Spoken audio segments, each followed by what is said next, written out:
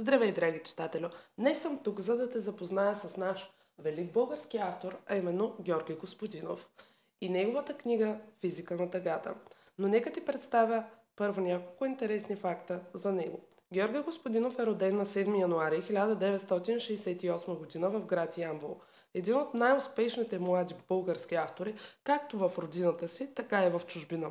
Творческата му биография започва с две поетически книги, веднага забелязани и оценени и от читателите, и от критиката Лапидариум 1992. Национална литературна награда за дебют Череща на един народ 1995, награда на Сдружение на българските писатели за книга на годината и второ издание 1998. Следва Писма до Гаустин 2003, неговият дебютен роман Естествен роман 1999, второ издание 2000. Получава първа награда от Националния конкурс Развитие за съвременен български роман.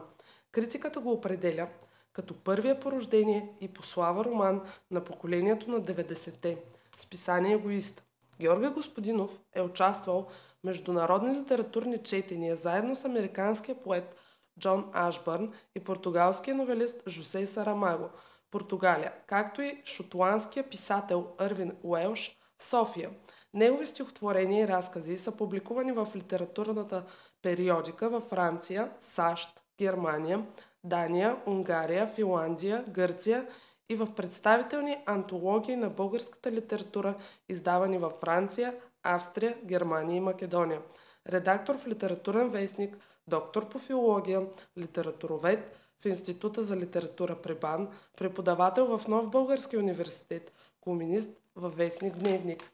Носител на наградата Аполон Токсофорс за 2005 година, връчвана на празниците на изкуствата Аполония в Созопол за изключителен принос в развитието на българската култура и представянето й зад граница.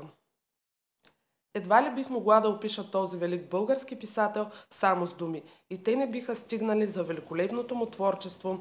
Взема вниманието на читателя от самото начало и го въвлича в едно време, в което, въпреки че не си вживял, успяваш да изпиташ носталгия по него.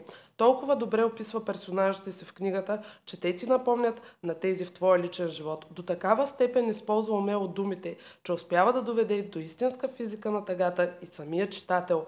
Аз като такъв за първи път с книга съпреживях истински и болезнено случките на персонажите в книгата, все едно бях там. Не аз четях Георги Господинов, а той четеше мен.